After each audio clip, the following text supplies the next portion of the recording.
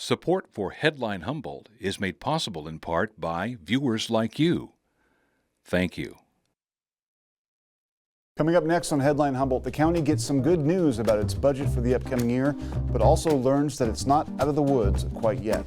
Also, Carly Robbins from Food for People joins us to talk about hunger, their recent food drive, and how people can still help fight hunger now that the food drive is over. Coming up now on Headline Humboldt.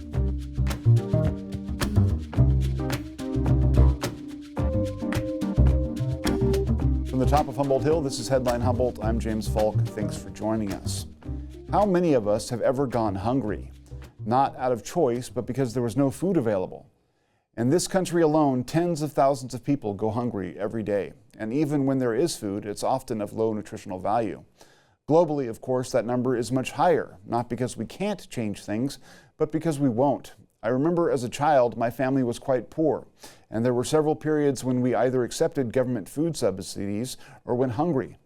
At the time, I was embarrassed by these facts, yet happy to dig into the meals and snacks made possible by other folks' generosity.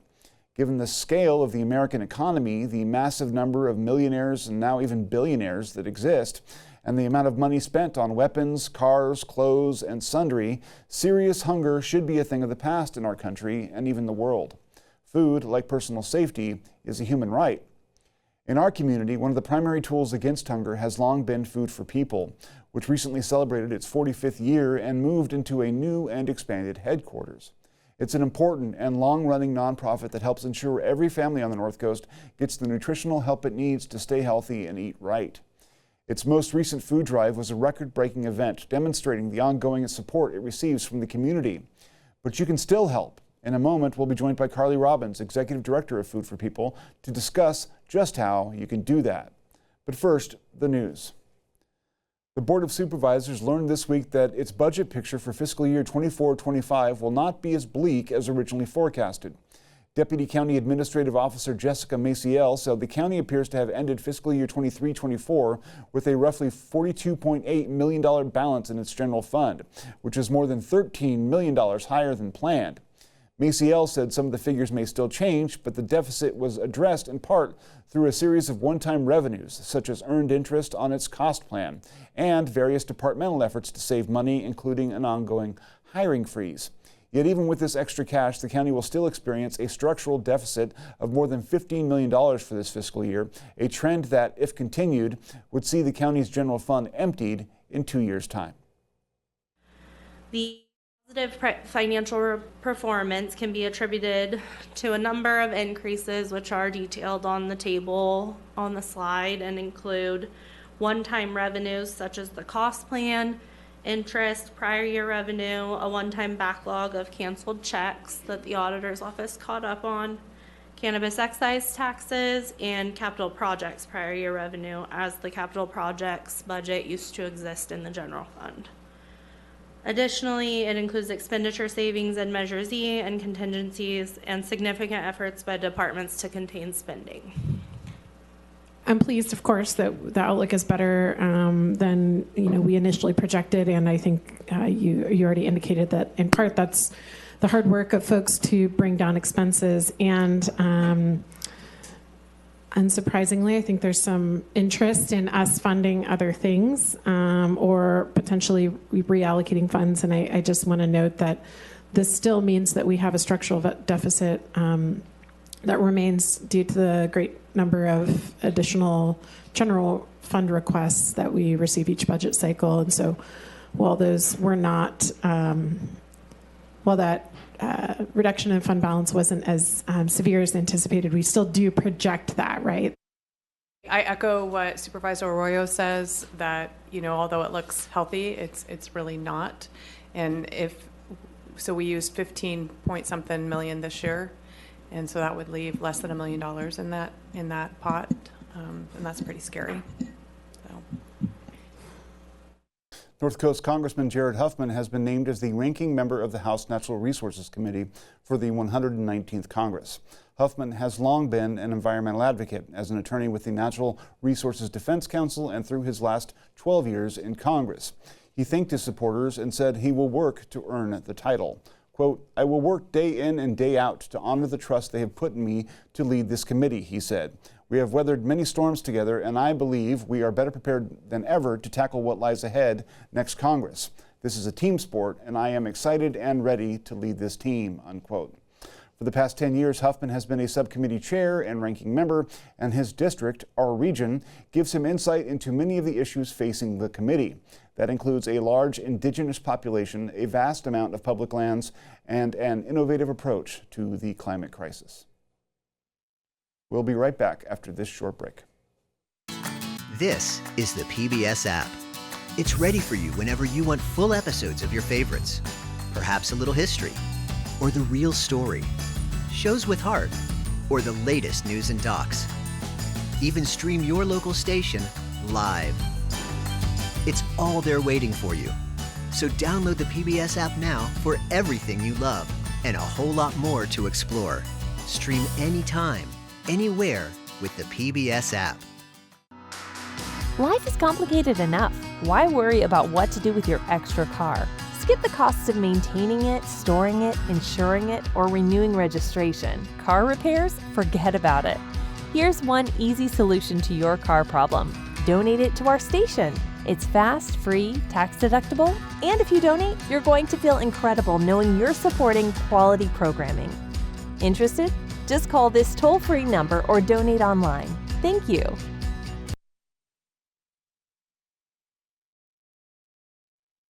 Joining us now in studio is Carly Robbins from Food for People. Thanks for joining us. Thanks for having me. So, Food for People is huge in Humboldt County, and it does a lot of really important work that supports a lot of families and it makes people's lives better. Can you just start for our viewers and explain generally what Food for People is and what kind of work you guys do? Yeah, so essentially Food for People is the food bank for Humboldt County.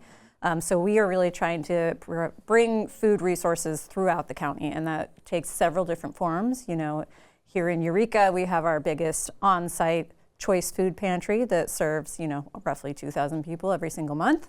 But then we have a network of food pantries with many partners throughout the county. So going as far north as Orick, down to Garberville, even out to Bridgeville and many places in between. Beyond that, we recognize that not every community has the resources they need there, be it a brick and mortar food pantry or otherwise. So we also do mobile distributions where we pack up a big refrigerated truck, take it out to places like Wichipec, Orleans, Redway, and do a pop-up distribution. So folks know that they can come same day every single month and receive food resources. Yeah. And then, we also have other programs that try and look at the full circle of how to address food insecurity. So be it senior programs, delivery for homebound individuals, child nutrition programs, CalFresh assistance, nutrition education, work readiness, all those kind of things that try and address food security. And ultimately, our goal is to end food security in Humboldt County if we can. Yeah, absolutely, and that's a laudable goal for sure.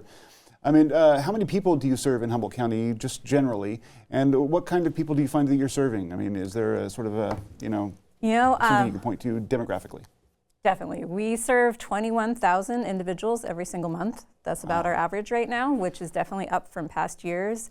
And I would say, the person that comes to the food bank is not just one demographic. We have varied demographics, anything from seniors living on low fixed incomes, families who are often employed, but the funds that they get from work don't cover all of the necessary expenses. Sure.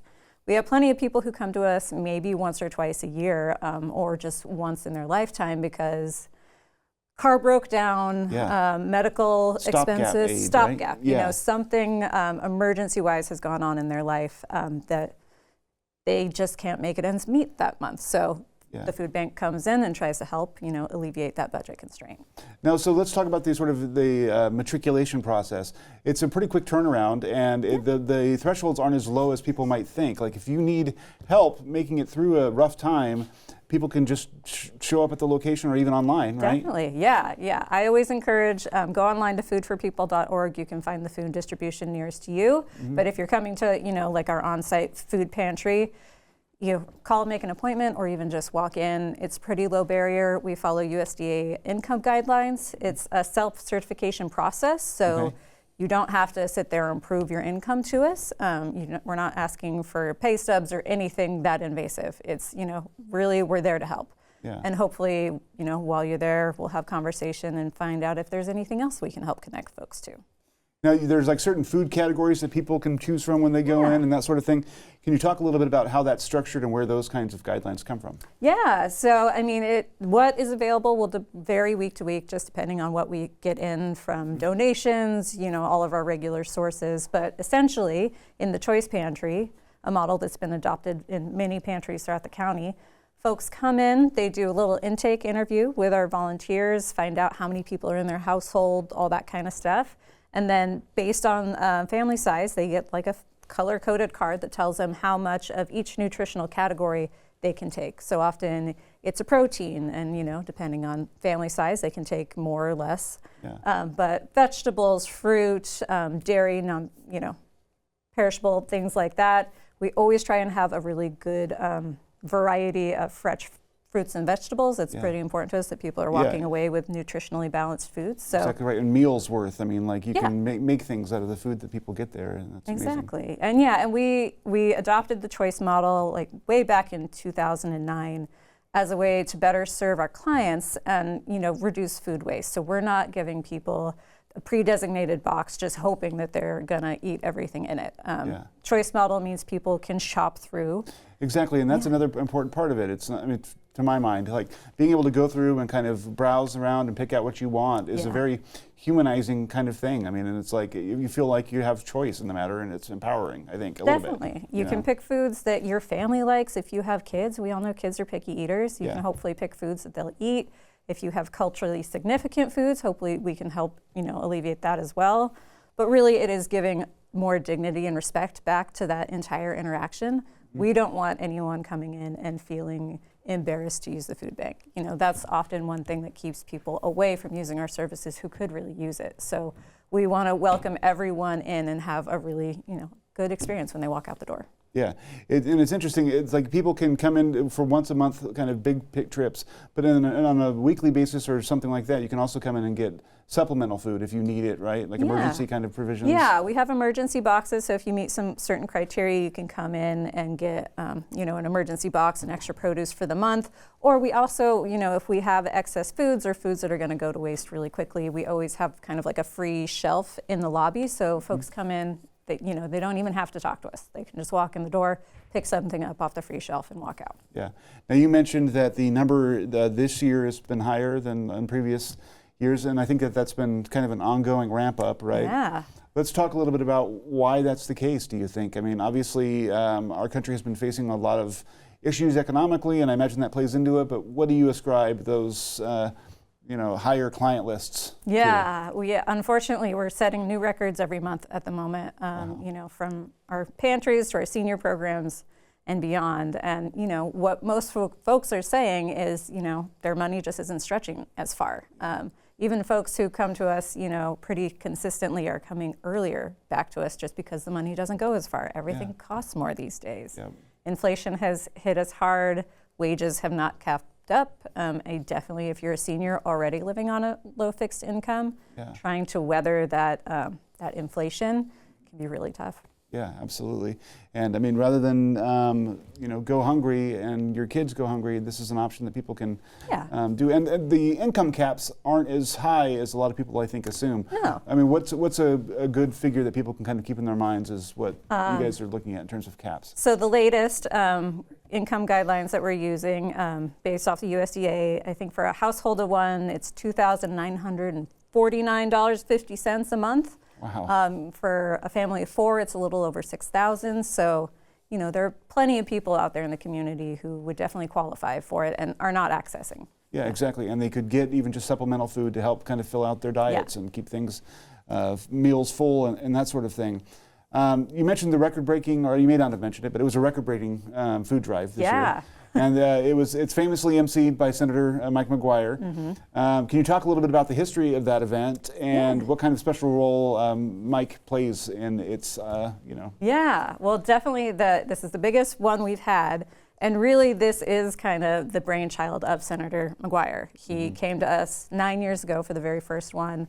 I think he saw the need in Humboldt County. We have a higher incidence of food insecurity than other places in the state. We're rural and remote, and we face a lot of challenges that other areas don't. So he came to us wanting to put together this food drive, had the idea of engaging the local students from high schools to really get them involved. So they learn a little bit more about their community. They get those life skills from organizing something like this. Yeah.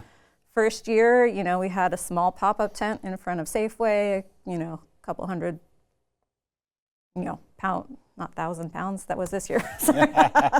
Maybe like 1,000 pounds of food, like pretty small scale. Yeah. And it has just grown exponentially from there. And this was a record-breaking year. It was really exciting to see the students come out. They really pulled out all the stops this year. And you take in both cash and food at that event. Yep. Mm-hmm. And you had mentioned earlier that it was $56,000 in cash, I think, and 45,000 pounds of food. Yes. That is so amazing. I mean, that just almost boggles the mind. But I mean, you guys go through so much that's probably not even really a drop in the bucket over the whole year, right? Yeah, I mean, the food from food drives really gives us a little bit more variety in what we can offer. It's not the standard, bulk stuff that we're getting. So it's wonderful to have. This will probably take us through to about the summertime. Yeah. So, about halfway through the year. What would you say is your busiest part of the year and why? Right now is typically the busiest, and we're definitely seeing it right now. There's a couple different reasons. Life is more expensive in the winter. Yeah. Holiday is definitely People one. buying gifts and stuff too. Gifts, they gotta shop. Pressure to put a special meal on the table. Those are big ones, but also utilities go up. Yep. Life is just a little harder in the winter, so we typically see more people at this time of year. We're going to take a short break real quick, and then we're going to come back and talk about how people can give and help fight hunger in Humboldt County. The holidays are here, and December is the perfect time to give back. Nearly 30% of all charitable giving happens this month, so why wait? Your year-end donation fuels everything Keat does, from Masterpiece and PBS NewsHour to local stories that celebrate life here on the Redwood Coast. And don't forget the kids. Your support powers children's programming that educates and inspires. Make your tax-deductible gift by December 31st and help Keat finish the year strong. Visit Keat.org or scan the QR code now. Thank you for making a difference.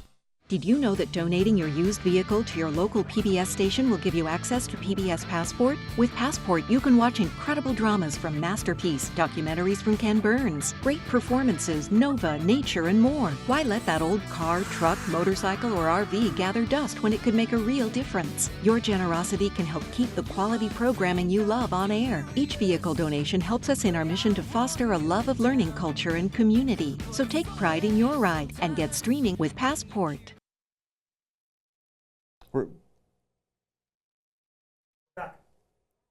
We're back with Carly Robbins from Food for People. Thanks for being in here again, and thanks for sticking around.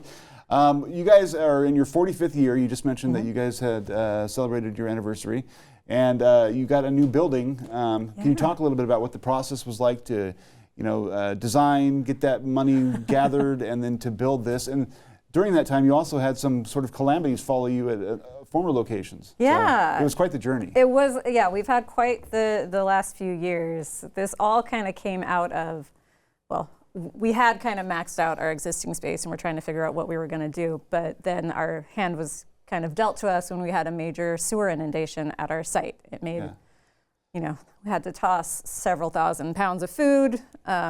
Water wicked up into the walls, so we had to decide what were we going to do. And it was sewage, so it's not like the water that you can just... hazard mitigation, there's so much that has to go into that to make sure, keep everyone safe. So we decided on a full tear down and rebuild. Unfortunately, just 2 weeks later, the pandemic, shelter in place orders. I didn't realize it was 2 weeks later. Yes, I think it was February 28th, 2020. So wow. COVID, hit our region right after that, or COVID mitigation. Yeah. So we were in the middle of trying to figure out how to rebuild, and we had to entirely redesign how we were doing food distribution. We had to find borrowed, leased, rented spaces to work out of. And we really, that also guided a lot of how we did build the building. We knew we needed more space. We only had so much footprint, so we decided to go a lot taller so we can store a lot more food in the building now.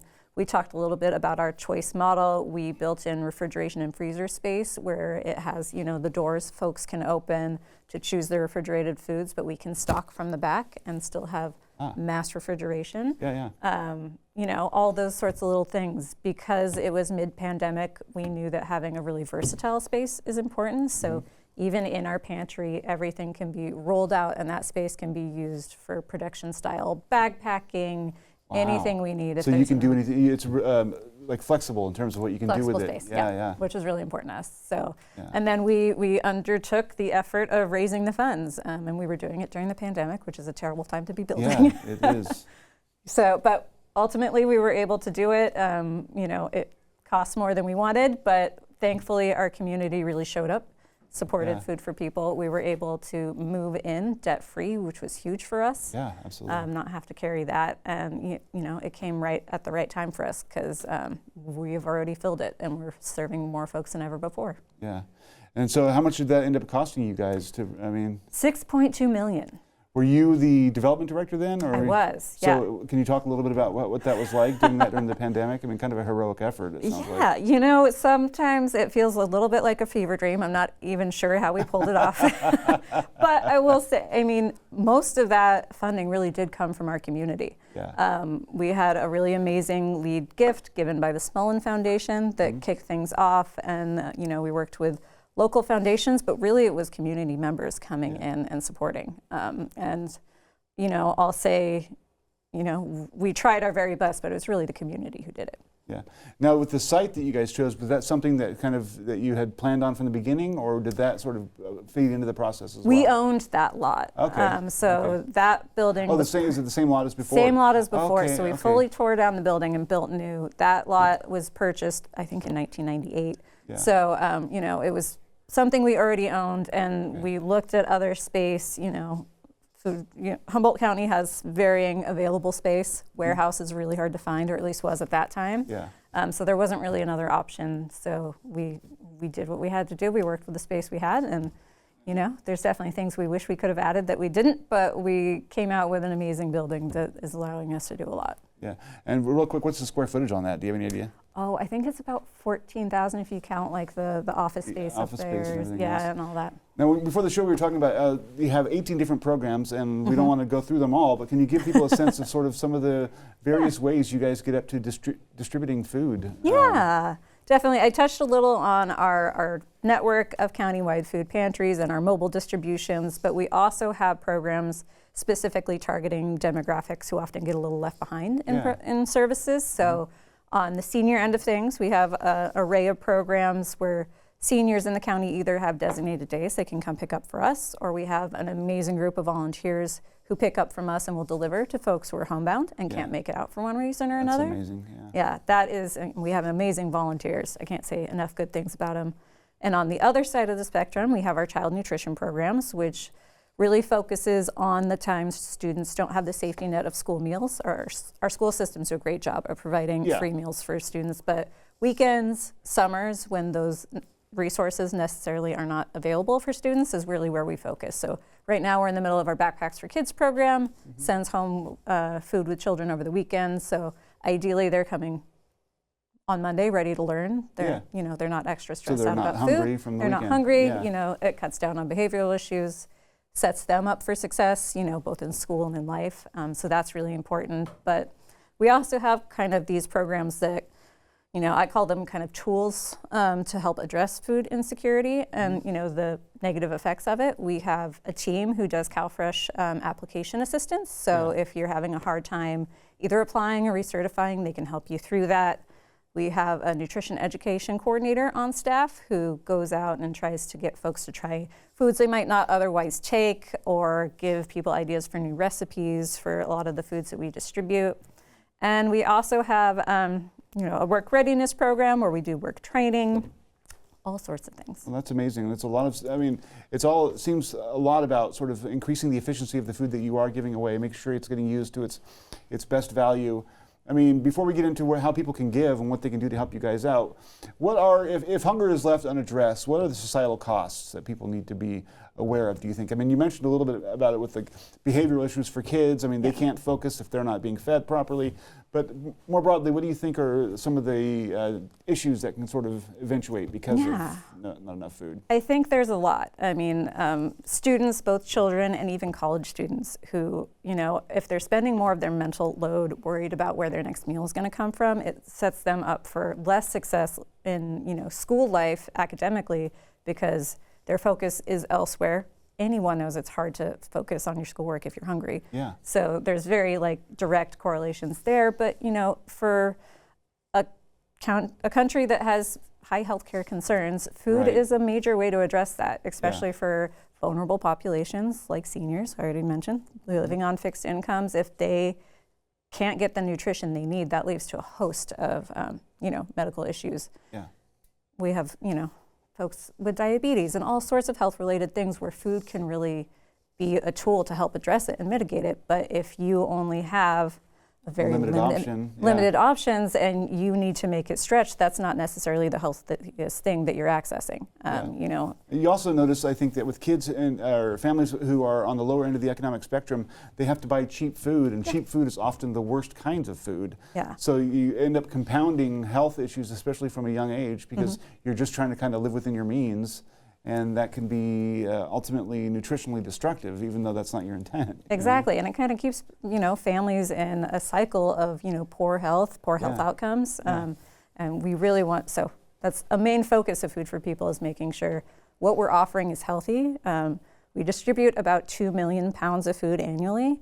Last year, 38% of that was fresh produce. So we're always trying to find ways to add more of the fresh produce, the healthy staples like proteins in to make sure that, you know, hopefully when people are walking away from us, they have some of those staples that they wouldn't otherwise be able to afford at the grocery store. Yeah. If people want to give, you mentioned that you will accept food at your location, but maybe the people should try to arrange it first, but you'll take it anyway. Yeah, we accept donations at the back of our building Monday through Friday, 9 to 4. You can just drop it in the donation bin, or our crew can help.